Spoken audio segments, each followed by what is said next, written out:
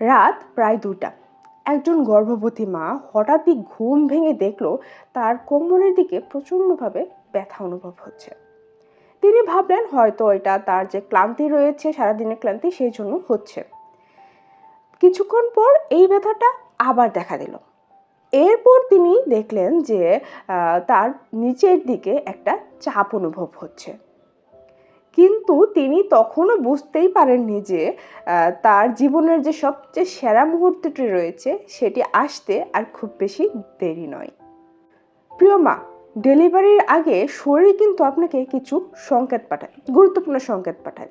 এই যে লক্ষণগুলো রয়েছে, এই লক্ষণগুলো কিন্তু অনেক মারাই কিন্তু বুঝতে পারে না, বুঝে উঠতে পারে না। তো যার ফলে কি হয়, অনেক মা কিন্তু ভয় পেয়ে যায়, অযথা ভয় পায়। আবার কেউ কেউ প্রয়োজনের সময় দেরি করে ফেলে। নর্মাল ডেলিভারির আগে কি কি লক্ষণগুলো একজন গর্ভবতী মায়ের শরীরে দেখা দেয়, কোনগুলো স্বাভাবিক লক্ষণ আর কোন লক্ষণগুলো যদি আপনি দেখেন আপনার শরীরে, তাহলে কিন্তু অবশ্যই তখন আপনাকে হাসপাতালে যেতে হবে বা চিকিৎসকের কাছে যেতে হবে। তাই বলবো আজকের এই ভিডিওটা কিন্তু খুবই গুরুত্বপূর্ণ প্রত্যেকটা গর্ভবতী মায়ের জন্য। ঠিক আছে, যে তথ্যগুলো আমি আপনাদেরকে শেয়ার করব, তাই বলবো ভিডিওটা কিন্তু অবশ্যই শেষ পর্যন্ত দেখবেন। তো আপনি দেখছেন আমার চ্যানেল নিনার মাজন, নতুন একটি পর্বে আপনাদের সবাইকে স্বাগত। যেহেতু ভিডিওটা কন্টিনিউ করছেন, প্লিজ লাইক, কমেন্ট, শেয়ার করে দিবেন। আর যারা যারা আজকের ভিডিওটা নতুন দেখছেন তাদের কাছে একটা রিকোয়েস্ট, প্লিজ সাবস্ক্রাইব করে আমার চ্যানেলের সাথেই থাকবেন, কারণ আমি কিন্তু প্রেগনেন্সি সংক্রান্ত ভিডিওই আপলোড করে থাকি, যাতে প্রেগনেন্সি মায়েদের যাত্রাটা একটু সহজ হয়ে থাকে। তো আর কথা না বাড়াই, চলুন মূল আলোচনায় চলে যাই।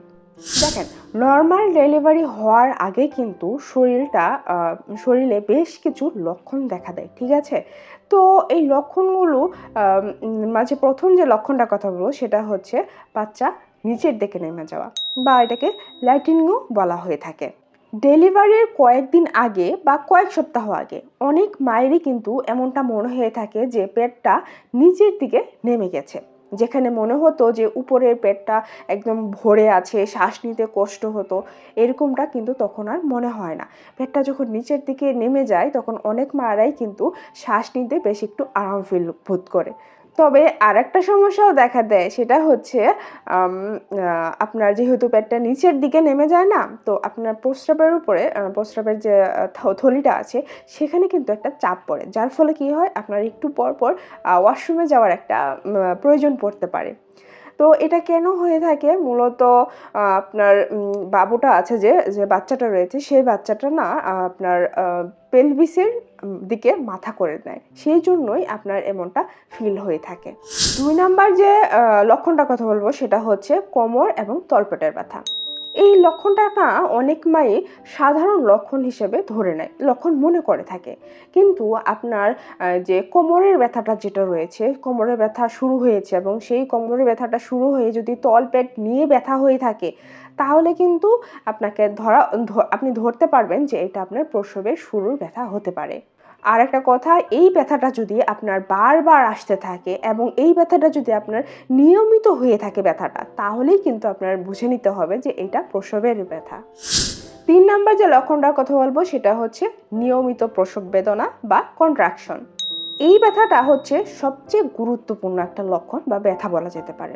এই ব্যথাটা শুরুর দিকে হালকা হতে পারে, কিন্তু ধীরে ধীরে এই ব্যথাটা সময়ের ব্যবধানে বাড়তে পারে এবং সময়সীমাটা একটু বেশিও হতে পারে। দেখবেন, খেয়াল করবেন যে আপনার এখন ব্যথা হচ্ছে, তো ব্যথাটা একটু হচ্ছে আপনি ফিল করছেন, একটু পর থেমে গেছে, কিছুক্ষণ পরে আবার সেই ব্যথাটা হচ্ছে। যদি ব্যথাটা নিয়মিত থাকে এবং বিশ্রাম নিলেও যদি আপনার না কমে এই ব্যথা, তাহলে কিন্তু আপনার চিকিৎসকের পরামর্শ নিতে হবে এবং প্রয়োজনে হাসপাতালে যাওয়ারও প্রয়োজন হতে পারে। তো পরের যে লক্ষণটার কথা বলবো সেটা হচ্ছে রক্ত মিশ্রিত সাদা স্রাব দেখা দেওয়া। প্রসবের আগে অনেকেরই যোনিপথ দিয়ে ঘন আঠালো একটা স্রাব দেখা দিতে পারে, এমনকি সেই স্রাবের সাথে হালকা রক্ত মিশ্রিত, অনেকটা কালচে স্রাবের মতো দেখা দিতে পারে। যদি এটা দেখা দেয়, তার মানে হচ্ছে আপনার জরায়ুর যে মুখটা রয়েছে, সেই জরায়ুর মুখটা খুলতে শুরু করে দিয়েছে। তো এটা কিন্তু প্রসবের একটা লক্ষণ, কিন্তু অনেকের এই লক্ষণটা সবার ক্ষেত্রে দেখা দেয় না। তবে একটা কথা, আপনি যদি আপনার এই যে রক্ত মিশ্রিত যে ব্যাপারটা রয়েছে এটা যদি আপনার খুব বেশি দেখেন, মানে রক্তের পরিমাণটা যদি আপনি খুব বেশি দেখেন, তাহলে কিন্তু এটাকে অবহেলা করা যাবে না এবং যত দ্রুত সম্ভব আপনার ডাক্তারের কাছে যেতে হবে। কারণ এই যে শেষের যে রক্তপাত হওয়াটা এটা কিন্তু মোটেও স্বাভাবিক নয়। 5 নম্বর যে লক্ষণটার কথা বলবো সেটা হচ্ছে পানি ভেঙে যাওয়া। প্রসব শুরু হওয়ার অন্যতম এই লক্ষণটি রয়েছে। অন্যতম লক্ষণ হচ্ছে এটি যে পানি ভেঙে যাওয়া। অনেকের ক্ষেত্রে দেখা যায় কি হঠাৎ করে একসাথে অনেকটা পানি ভেঙে যায় বা বের হয়ে যায়। আবার অনেকের ক্ষেত্রে অল্প অল্প করে একটু একটু করে পানি বের হয়ে যায়। তো যদি দেখেন আপনার প্রসবের সময় এই এই লক্ষণটা দেখা দিয়েছে, তাহলে কিন্তু যত দ্রুত সম্ভব আপনাকে ডাক্তারের কাছে যেতে হবে, ব্যবস্থা নিতে হবে। কারণ কি, আপনি যদি এই পানি ভাঙা অবস্থায় যদি আপনি অপেক্ষা করেন, তাহলে আপনার বেবির তো ক্ষতি হতেই পারে। যেমন আপনার বেবি কিন্তু পানি শূন্যতায় পড়ে যেতে পারে। এছাড়া আপনার কিন্তু বিভিন্ন প্রকার সংক্রমণও হতে পারে। তাই অপেক্ষা না করে যত দ্রুত সম্ভব চিকিৎসকের পরামর্শ অনুযায়ী হাসপাতালে চলে যাবেন।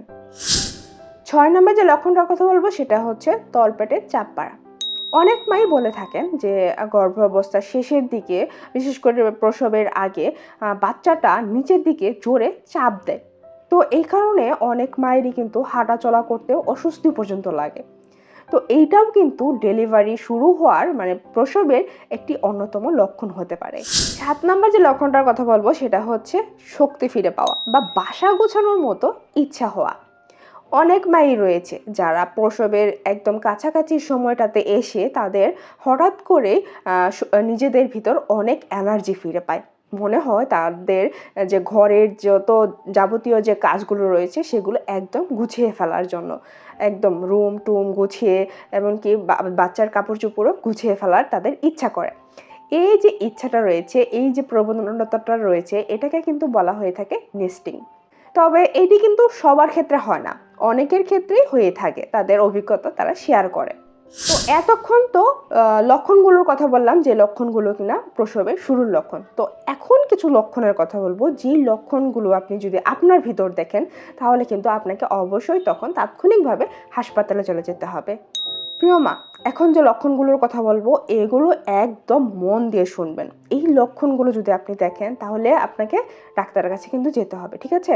যদি দেখেন আপনার প্রচণ্ড পরিমাণে রক্তপাত হচ্ছে, আপনার পানি ভেঙে গেছে, আপনার বাচ্চার নড়াচড়া আপনি ফিল পাচ্ছেন না বা কমে গেছে বাচ্চার নড়াচড়া, আপনি চোখে ঝাপসা দেখছেন, আপনার মাথা ঘোরাচ্ছে, এছাড়া আপনার যে ব্যথাটা রয়েছে সেই ব্যথাটা নিয়মিত ব্যথা হচ্ছে, এবং কি আপনার প্রসব বেদনা শুরু হয়ে গিয়েছে, আর মোস্ট ইম্পর্টেন্টলি যদি আপনি দেখেন কিছু কিছু মায়েদের যদি খিঁচুনি হয়ে থাকে দেখেন, তাহলে এগুলো কিন্তু আপনাকে জরুরিভাবে মূল্যায়ন করতে হবে।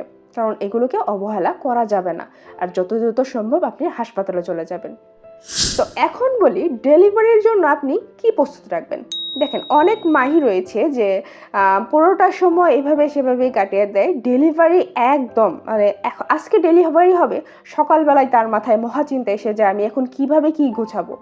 কারণ অনেক সময় এই দায়িত্বটা কিন্তু নিয়ে থাকে বড়রা। তো সবসময় কিন্তু বড়দের উপর একটু ডিপেন্ড হওয়া যায় না। তো নিজেদেরই কিছু কিছু কাজ কিন্তু এগিয়ে রাখতে হবে। যেমন ধরেন, আপনার ডেলিভারির যে একটা ব্যাগ রয়েছে সেই ব্যাগটা আপনি একটু গুছিয়ে রাখবেন। তো ব্যাগে কি রাখবেন? ব্যাগে আপনার বেবির কিছু কাপড় রাখতে পারেন, আপনার কিছু পরিষ্কার কাপড় রাখতে পারেন। এছাড়া যে আপনার প্রয়োজনীয় যে কাগজপাতিগুলো রয়েছে, যেগুলো কিনা আপনার পুরো প্রেগনেন্সিতে আপনি পরীক্ষা নিরীক্ষা করেছেন, ডাক্তার দেখিয়েছেন, সেই কাগজগুলো আপনি গুছিয়ে রাখবেন। এছাড়া আরেকটা কাজ করবেন যে আপনার বাসা থেকে হাসপাতালে যাওয়ার যে যোগাযোগ ব্যবস্থাটা রয়েছে সেই যোগাযোগ ব্যবস্থাটা আর কি ক্লিয়ার করে রাখবেন, যাতে আপনি খুব সহজেই সেখানে যেতে পারেন। এছাড়া মোস্ট ইম্পর্টেন্টলি একটা কথা হচ্ছে, আপনার এমন একজন আপনার সাথে রাখবেন যে কিনা সবসময় আপনার পাশে থাকে। তো প্রিয় মায়েরা, ডেলিভারির সময়টা কিন্তু সত্যি খুব একটা আনন্দের মুহূর্ত, কারণ কিছুক্ষণ পরই আপনি আপনার বাচ্চাকে দেখতে পারবেন। কিন্তু তার আগের যে মুহূর্তটা রয়েছে, এই মুহূর্তটা কিন্তু সিরিয়াস একটা মুহূর্ত। কারণ এই সময় অনেক মায়ের মনে অনেক ঝড় তুফান কিন্তু চলে আসে। তো প্রিয় মায়েরা, আজকের এই ভিডিওর মাধ্যমে কিন্তু আমি চেষ্টা করলাম যে প্রেগনেন্সি, বিশেষ করে নর্মাল ডেলিভারির আগে যে শরীর যে আপনাকে কিছু লক্ষণগুলো দেয়, সেই লক্ষণগুলো নিয়ে একটু ডিটেলসে বলার জন্য। আশা করি আজকের ভিডিওটা আপনাদের ভালো লেগেছে। যদি ভালো লেগে থাকে তাহলে প্লিজ একটা লাইক দিয়ে দেবেন। যদি কোনো প্রশ্ন থাকে সেটা কমেন্টে জানাতে পারেন, আমি উত্তর দেওয়ার চেষ্টা করবো ইনশাল্লাহ। আর যারা যারা আজকের ভিডিওটা নতুন দেখলেন তাদের কাছে একটা রিকোয়েস্ট, প্লিজ সাবস্ক্রাইব করে আমার চ্যানেলের সাথেই থাকবেন।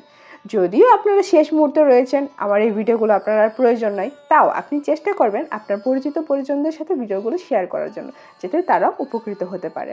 তো আজ এই পর্যন্ত, দেখা হবে পরবর্তী ভিডিওতে। ততক্ষণ পর্যন্ত আল্লাহ হাফেজ। আপনার এবং আপনার অনাগত সন্তানের জন্য অনেক শুভকামনা রইল। আসসালামু আলাইকুম।